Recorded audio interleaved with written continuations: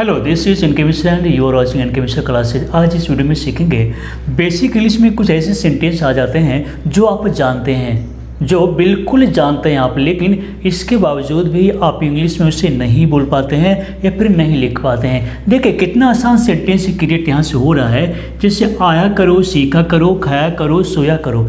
हम किसी को कुछ रिक्वेस्ट करें कि भाई समय पर आया करो, हम रिक्वेस्ट कर रहे हैं उससे, या फिर कभी कभी कमांड एक्सप्रेस कर रहे होते हैं कि समय पर आया करो। इतना आसान है, लेकिन जब यही चीज़ आपको बोलना हो तो फिर आपको परेशानी होगी कि आया करो, खाया करो, ये कैसे होगा, इसे इंग्लिश में कैसे बोलेंगे। उसके बाद फिर लड़का बोलता है, आंसर देता है कि मैं आया करता हूँ, सीखा करता हूँ, खाया करता हूँ, सोया करता हूँ, मतलब इस काम को तो मैं किया करता हूँ। तो फिर ये कुछ अलग हो गया और इससे आप इंग्लिश में कैसे बोलेंगे। उसके बाद क्या है, अब जो जवाब आया है वो आया करूँगा, सीखा करूँगा, खाया करूँगा। ठीक है, मैं इस काम को किया करूँगा, आपने कहा और मैं इस काम को किया करूँगा। तो आप इसे कैसे बोलेंगे इंग्लिश में। उसके बाद है आया करता था, सीखा करता था, खाया करता। इसमें भी क्या है कि दो तरह का रूल काम करेगा, सिचुएशन अलग अलग है। तो आप देखेंगे सेंटेंस एक जैसा है, लेकिन सिचुएशन अलग अलग होने की वजह से नियम अलग अलग काम करेगा। तो ये 4 ही नहीं बल्कि टोटल 5 रूल्स आप सीखने जा रहे हैं, क्योंकि यहाँ पर 2 रूल काम करेगा अलग अलग। जैसे पास्ट में किसी काम को आप किया करते थे, इसके लिए 2 नियम, 2 रूल्स को यूज में हम लाएंगे। तो सबसे पहले हम यहाँ से देख लेते हैं कि मेरे यहाँ रोज़ आया करो। मैं आपको बोल रहा हूँ, अपने स्टूडेंट्स को बोल रहा हूँ कि आप मेरे वीडियोस को रोज़ देखा करें। तो फिर हम कैसे बोलेंगे, इसी को सीख लेते हैं। लेकिन आगे बढ़ने से पहले आप इस वीडियो को लाइक कर लीजिए। अगर पहली बार इस चैनल पर आए हैं तो इस चैनल को सब्सक्राइब कर लीजिए और बेल आइकन जरूर दबाइए। तो चलिए शुरू करते हैं। सभी सेंटेंस बिल्कुल आसान है, लेकिन बतला इसलिए रहे हैं कि डाउट क्लियर करना है। इस तरह के सेंटेंस में कोई डाउट नहीं रहे, इसलिए मैं इसे बतला रहा हूँ। जब इसे बनाऊंगा, बतलाऊंगा, तब को हंसी आएगा, अरे इतना आसान है। सो देख लीजिए, मेरे यहाँ रोज़ आया करो। अब क्या है कि मैं ही आपको बोल रहा हूँ कि मेरे यहाँ रोज़ आया करो या रोज़ आया कीजिए, तो एक ये रिक्वेस्ट है या फिर कमांड है। तो प्लीज़ लगाने में फिर परेशानी तो नहीं है। अगर मैं आप ही को बोल रहा हूँ please come to me daily, तो बुरा क्या है। तो इस कंडीशन में जब इस तरह का सेंटेंस होगा तो प्लीज़ का यूज कीजिए, प्लीज़ का यूज करेंगे। उसके बाद वर्ब का यूज करेंगे, मतलब इम्पेरेटिव सेंटेंस की तरह इसे बनाना है। बिल्कुल आसान है। जैसे मेरे यहाँ रोज़ आया करो, तो क्या करेंगे, हम सामने वालों को बोल रहे हैं कि please come to me daily, मतलब मेरे यहाँ रोज़ आया करो। नेक्स्ट है तुम अंग्रेजी सीखा करो। इसका मतलब ये हुआ कि हम कहना चाह रहे हैं कि आप अंग्रेजी सीखिए, तो तुम अंग्रेजी सीखा करो। तो फिर हम लिखेंगे प्लीज़ का यूज जरूर करेंगे, क्योंकि हम किसी को जोर देकर बोल रहे हैं कि इस काम को किया करो, तो यानी रिक्वेस्ट कर रहे हैं। तो प्लीज़, और रिक्वेस्ट तो जूनियर से भी किया जा सकता है और सीनियर से भी। तो please learn English, please learn English, तुम अंग्रेजी सीखा करो। और तुम, आपको पता है कि इस तरह के सेंटेंस में तुम को हम नहीं लिखेंगे, यू ही हिडन होता है। अगर लिखने का भी मन हो गया तो आप लिख सकते हैं, लेकिन यू के बाद फिर कॉमा देना होगा। उसके बाद है तुम समय पर दवा खाया करो। किसी को बोल रहे हैं कि तुम समय पर दवा खाया करो, फिर क्या करेंगे, हम लिखेंगे please take medicine on time, मतलब तुम समय पर दवा खाया करो। फिर नेक्स्ट है तुम समय पर सोया करो। सजेस्ट कर रहे हैं या फिर रिक्वेस्ट कर रहे हैं कि भाई तुम बहुत लेट से सोते हो, तुम समय पर सोया करो। फिर हम लिखेंगे प्लीज़ स्लीप ऑन टाइम, या फिर हम दूसरे तरीके से लिख सकते हैं कि please go to bed on time भी लिख सकते हैं। उसके बाद है तुम पर्याप्त पानी पिया करो। पानी पीने में कंजूसी मत करो, फ्री में है, तुम पर्याप्त पानी पिया करो। फिर क्या करेंगे, प्लीज़ और adequate water, please drink adequate water, तुम पर्याप्त पानी पिया करो। इस सेंटेंस में देखेंगे मैं आपके यहाँ रोज आया करता हूँ, तो इससे एक्सप्रेस होता है रेगुलर एक्शन या फिर हैबिचुअल एक्शन, और इसके लिए आप पढ़ते हैं प्रेजेंट इंडेफिनिट सेंटेंस। देखने में ऐसा लगता है कि बिल्कुल अलग है और इसके लिए कोई अलग रूल यूज करना होगा, लेकिन यहाँ पर बस दिमाग लगाना है कि जब रेगुलर एक्शन हो या फिर हैबिचुअल एक्शन हो प्रेजेंट में, तो हम प्रेजेंट इंडेफिनिट टेंस का ही यूज करेंगे। तो इसके लिए क्या करेंगे, सब्जेक्ट प्लस V5 V1 या V5 या फिर ऑब्जेक्ट का यूज़ करेंगे ज़रूरत के अनुसार में। तो यहाँ देखते हैं मैं आपके यहाँ रोज़ आया करता हूँ, तो फिर हम लिखेंगे आई कम टू यू डेली। बिल्कुल सिंपल है। देखिए मेरे लिए ऐसा है कि डाउट क्लियर का मतलब ही हुआ कि जो चीज़ आप जानते हैं, आपको आता है, थोड़ा सा डाउट होने की वजह से आप उससे नहीं लिख पाते हैं, फिर नहीं बोल पाते हैं, तो इसी को क्लियर करना है। बिल्कुल सिंपल चीज़ को ही पहले क्लियर कर लेना है। तो आई कम टू यू डेली, मैं आपके यहाँ, तो आपके यहाँ के लिए कई बार बार बताता हूँ कि आपके यहाँ के लिए टू यू, उसके यहाँ के लिए टू हिम, अक्सर बतलाते रहते हैं।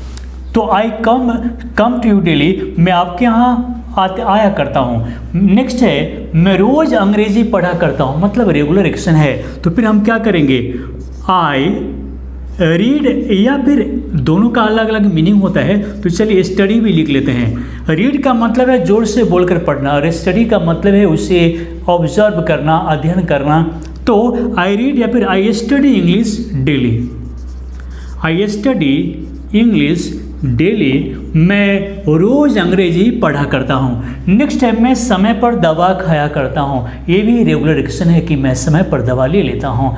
तो फिर क्या करेंगे, मैं समय पर दवा खाया करता हूँ, तो I take medicine on time, मैं समय पर दवा खा लेता हूँ, या फिर मैं समय पर दवा ले लेता हूँ, लिया करता हूँ, खाया करता हूँ। नेक्स्ट है वह समय पर सोया करता है, वह समय पर सोया करता है। तो फिर हम प्रेजेंट इंडेफिनिट का सेंटेंस से हम लिखेंगे he goes to bed on time, वह समय पर सोया करता है। प्रेजेंट इंडेफिनिट, कोई काम करता है, रेगुलर करता है, वह पर्याप्त पानी पिया करता है। तो फिर हम क्या करेंगे, ही ड्रिंक्स एडिक्वेट वाटर, मतलब वह पर्याप्त पानी पिया करता है। सिंपल है। अब यहाँ पर देखेंगे फ्यूचर में रेगुलर एक्टिविटीज़ के लिए हम क्या करेंगे, जैसे मैं आपके यहाँ रोज़ आया करूँगा, मैं आपके यहाँ आऊँगा ही नहीं बल्कि आया करूँगा। तो इसके लिए भी कोई बड़ी बात नहीं है, बिल्कुल सिंपल तरीके से हम इसे लिखेंगे सब्जेक्ट प्लस शैल विल का यूज कर सकते हैं, प्लस V1 और प्लस सब्जेक्ट। लेकिन स्पोकन इंग्लिश में अधिकांशतः विल का यूज़ किया जाता है, तो हम विल लिखते हैं। तो फिर हम कैसे यूज़ करेंगे, मैं आपके यहाँ रोज़ आया करूँगा, तो फिर हम लिखेंगे I will come to you daily. कोई इसमें अलग तरीके से नहीं, बल्कि I will come to you daily, मैं आपके यहाँ रोज़ आया करूँगा, इस तरह से बोलेंगे। लेकिन याद रखेंगे यहाँ पर ये नियम बिल्कुल अलग है। जैसे मैं आया करता था, दो तरीके से बताने वाले हैं, उसे देखना जरूरी है, और आपसे क्वेश्चन भी करेंगे, इसलिए ठीक से देखिए। मैं रोज़ अंग्रेजी पढ़ा करूँगा, हम प्रॉमिस कर रहे हैं कि मैं रोज़ अंग्रेजी पढ़ा करूँगा। तो फिर हम क्या करेंगे, I will study English daily, मैं रोज़ अंग्रेजी पढ़ा करूँगा, अध्ययन किया करूँगा। नेक्स्ट है मैं समय पर दवा खा लिया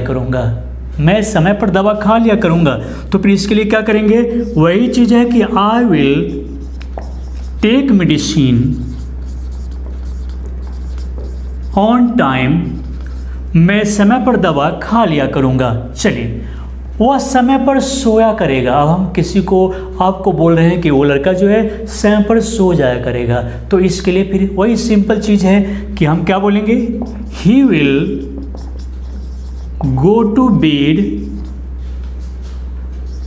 ऑन टाइम, वह समय पर सो जाएगा और सो लिया करेगा, सो जाया करेगा, सोया करेगा। तो इसके लिए भी हम ऐसा लिख सकते हैं। लेकिन और अगर अधिक जोर देना है तो इसके लिए एडवर्ब ऑफ टाइम का यूज़ करेंगे तो और आसान होगा। जैसे वह रोज़ समय पर सो जाया करेगा, he will go to bed on time daily, या वह कभी कभी समय पर सो जाया करेगा।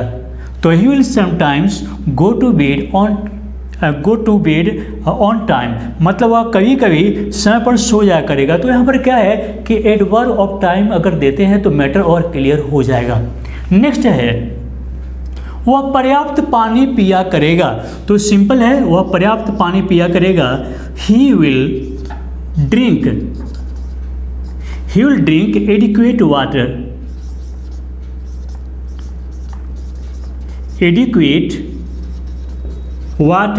He will drink adequate water, मतलब वह समय बहुत यानी पर्याप्त मात्रा में पानी पी लिया करेगा।